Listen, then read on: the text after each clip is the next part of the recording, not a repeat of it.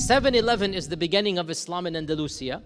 And we can go all the way to around 950 for first era. This is very broad, like basic introduction to Andalusian history.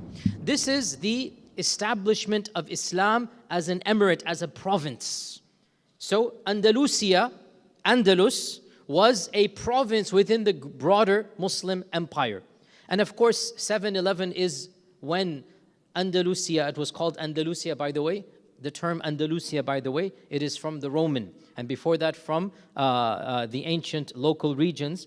One of the Germanic tribes invaded in ancient Roman times to this region. And that Germanic tribe, they were called the Vandals. Vandals. And every history student knows the Vandals. The Vandals invaded and conquered Andalus. The people of Andalus, the Spanish people, the original people, didn't have V. So they called the people that were invading Andalus, not Vandals, Andals, Andals. And when they called them Andals, then they called the land after them, the land of the Andals, Andalusia. That was in their region, in their language.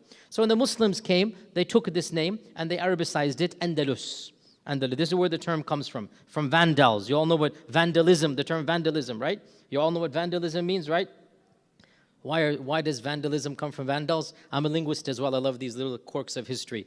When the Vandals invaded a particular European city, the first thing they would do would be to deface and destroy iconic sites, vandalism. So the term vandalism comes from Vandals. And the term Andalusia is therefore linked to vandalism indirectly. Anyway, that's a little tidbit of history. So 711 is when the famous general Tariq ibn Ziyad, we all know the story, Tariq ibn Ziyad. He was a young general, maybe 19, 20 years old. Gathers together the forces, especially the Berber Arabs of North Africa, and they cross over the straits from Maghrib, from Morocco. They cross over, they land on that little land, the little island that probably didn't have a well-known name before. Jabal Tariq, it was called the Gibraltar as we call it now, Jabal Tariq. You can see Jabal Tariq from Morocco. From Morocco, you can see Jabal Tariq. And from Jabal Tariq, you can see Morocco. It's a two-way vision over there. And so he lands on Jabal Tariq, well known, and he begins conquering. Now, why did he begin conquering this region? A number of stories are told. Most likely, one of the local kings by the name of King Roderick was greatly despised. This is a story that is found in our books of history. And one of his prime ministers revolted against the king. And he tried to do a coup d'etat against the king who everybody hated, the standard tyrannical king. He was caught and he was going to be executed. This prime minister managed to escape and flee for his life.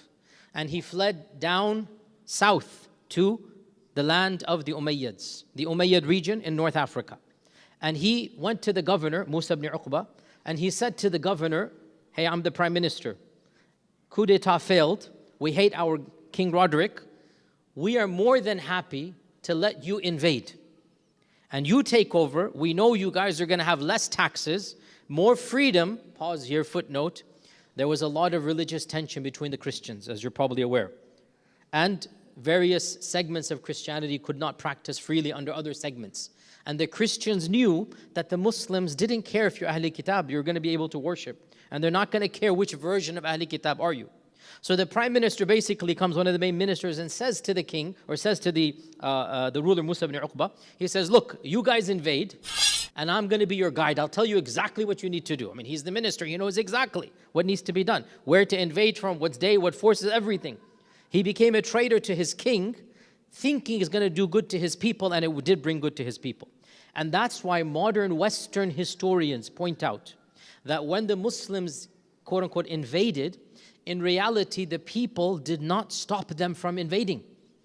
The people of the land. That's why Tariq ibn Ziyad barely had, when he landed, he had a few thousand. And within a few months, he got another few thousand. You cannot conquer Europe with 10,000 people. It's not possible. You cannot conquer Spain with 10,000 people. It's not humanly possible. Tariq ibn Ziyad did it. Why and how? This is how Allah works. This is the junud Allah. وَمَا يَعْلَمُ جُنُودَ رَبِّكَ إِلَّا هُ. When Allah wants to do something, mysterious ways happen and beyond your control. There's no human way that a small army of 5,000 people initially, then another 5,000 reinforcements, can conquer the entirety of Spain. Because the Muslims, within 20 years, they reached Madrid. A lot of people don't know this. They reached Madrid. Madrid, way up there. They had all of Spain. They even reached 100 miles from Paris. A lot of people don't know this. The Muslim army reached all the way outside of Paris in a very famous battle called the Battle of Tours. And the Battle of Tours is when, long story short, that's when the Muslim progress into Europe was stopped, and the Muslims then basically receded back until they had the southern part of Spain. But for a few decades, they controlled not just Spain, all the way up to France. There was an article in BBC, by the way, last year. You can look this up. They uncovered a group of a graveyard 100 miles outside of France where Muslims were buried. How did they know they were Muslims? All the bodies were buried facing parallel to Mecca, with the heads facing Mecca. They found little settlements. This is in the heart of France. They found settlements of the Arabs for those few decades. There was no pushback. The people wanted Muslims to come for one simple reason, not because they loved Islam per se, but they knew that Muslims would give them better justice and better system and less taxation and more freedoms. And in the end of the day, what does the average person want? Just the peace to live. They want society to allow them to live. And the Christians of that time frame fully knew that this king of ours under the Pope is not going to give us our religious freedoms. Their version of Christianity was slightly different. They weren't Catholics. They were a different North African version, including some Aryans, by the way. Anyway, let's not go down that tangent. Too many tangents. Sometimes I speak and I don't remember where I'm going. What was I saying before I went into this? What was I saying? They went all the way to France and then they came back. So then southern Europe was conquered. This is 711. Now, the sad reality, Andalus was not given the attention by the Umayyads that it deserved. Why is this the case? You're in Europe. Oh, Umayyads, how can you not care about Andalus? Multiple reasons. First and foremost, Europe in 700 CE was literally one of the most backward places in the world. You have to understand, Europe was not something, civilization was not in Europe. London at the time probably had 5,000 people living in it. That's it. And London was still pagan. Half of it was pagan. 700 CE, you still had Christianity, wasn't even the norm. You had pagan emperors and you had Christianity battling it out. So when we say Europe, you have to understand, Europe, it was nothing for the time frame. The civilization of the world was Byzantium. Byzantium, which is now Istanbul. That's where Eastern Europe, Christianity, not Western. Again, long story, but Western Christianity, the Catholics and then the Protestants, Western Christianity only began to rise and gain dominance after the Crusades. Pre-Crusades, Western Christianity is nothing. It's not worth your attention. Why should the Umayyads pay attention? It's literally a backward land. Literally barbarians. The term barbarians comes from this. The Huns of Germany and the Vandals. These are a bunch of barbarians. Nobody cares. And then number two, the Umayyads had enough trouble in their side of the world as well. Back in Damascus, what's happening? In 710, 720, 730, the Abbasids are on the rise. And it's only a matter of time. 752, the Abbasids overtaken, the Umayyads got thrown over. Civil war as usual. This is the reality of politics, right? So the Umayyads have enough on their plates to deal with. They don't worry about Andalus. And so what happens? Andalus becomes somewhat of an independent principality. It's not given the attention it's due. And that's one of the main causes for why the Muslims did not go up north, believe it or not.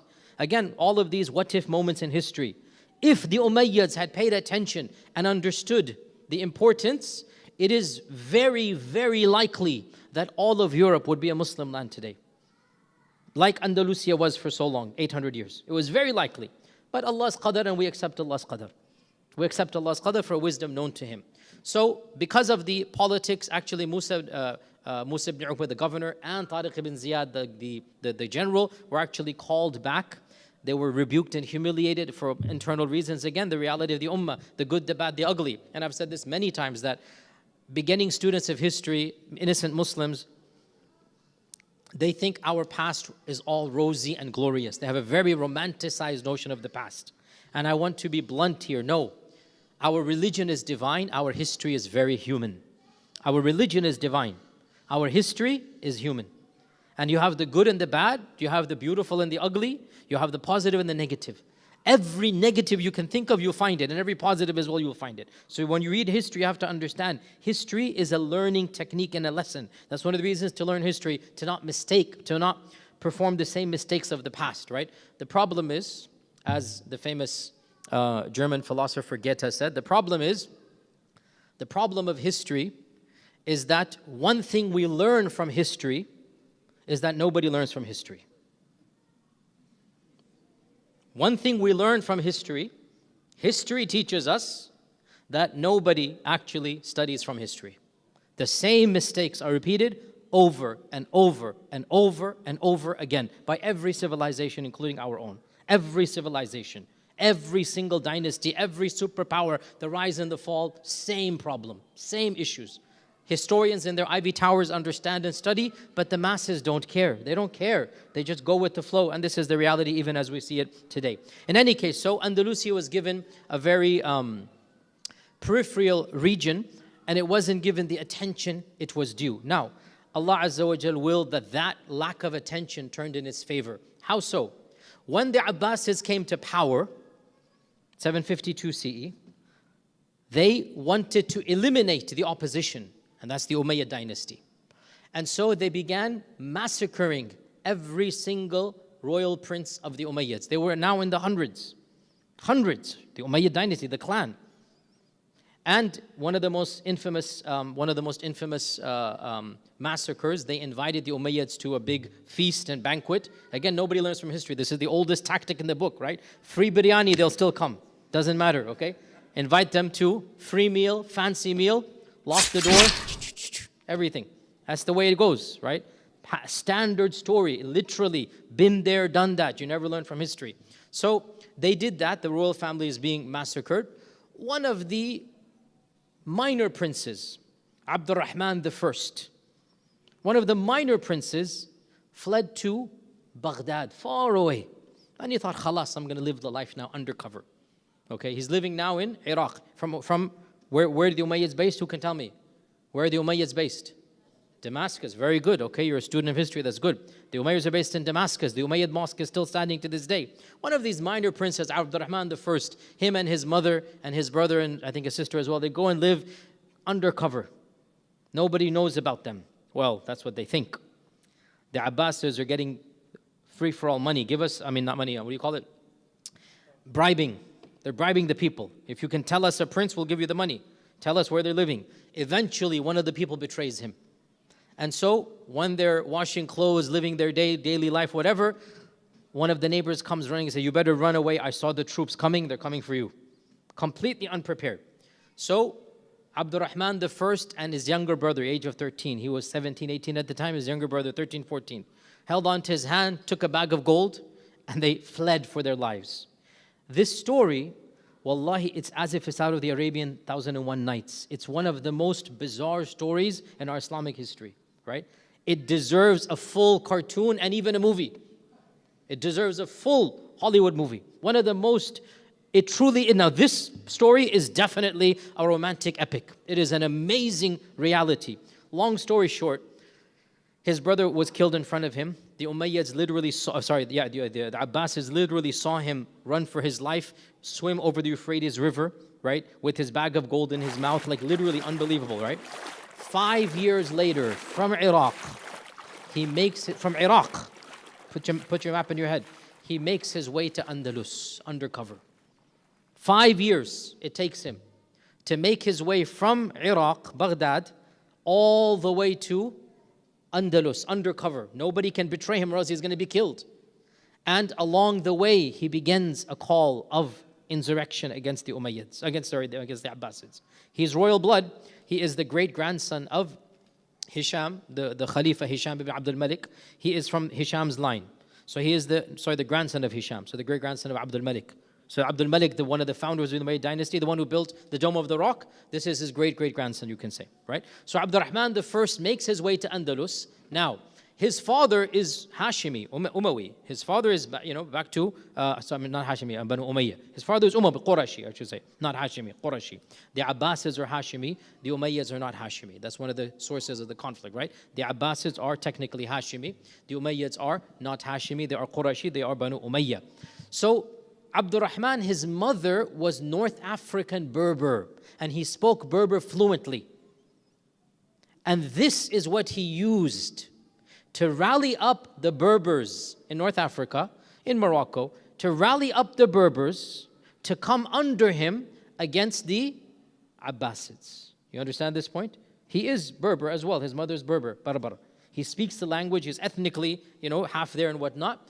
And he uses that. The Berbers don't like the Abbasids for many reasons. He uses that to overthrow the little governorate in Qurtuba, in Andalusia, and he establishes an independent Umayyad dynasty around 750 CE. So this is where Andalus breaks away from what? Guys, are you following or are you lost? Are you following? What does it break away from? The Abbasids. Andalus breaks away from the Abbasids and establishes independence under Abdurrahman I. And Abdurrahman I is therefore the founder of a new version 2 of the Umayyad dynasty. But based where? In Andalus. And they shall remain there for 350 years, the Umayyad dynasty. The Muslims for another 800 years, but the Andalusian dynasty, the Umayyad dynasty, he's the one who establishes there. And he establishes his base in Qurtuba, and he purchases the church, and he builds the grandest mosque known to mankind at that time, which is still standing to this day. Wallahi, it is mind-boggling if you think about it. 1,300 years old and it's still standing. And it is a work of art to this day. When you see it, your jaw drops. It is so beautiful. A lot of you don't know this. Listen to me carefully. The architecture of Medina, those beautiful pillars and whatnot, right? It is taken from Qurtuba. It is not Madani originally, it is Qurtuban. That entire structure, when you walk into the Masjid of Qurtuba, the first reaction, hey, I'm in Medina now. No, Medina was taken from Qurtuba. The modern, masjid right now, the arches and the pillars and the, the designs and the motifs, right? It is taken straight from Qurtuba.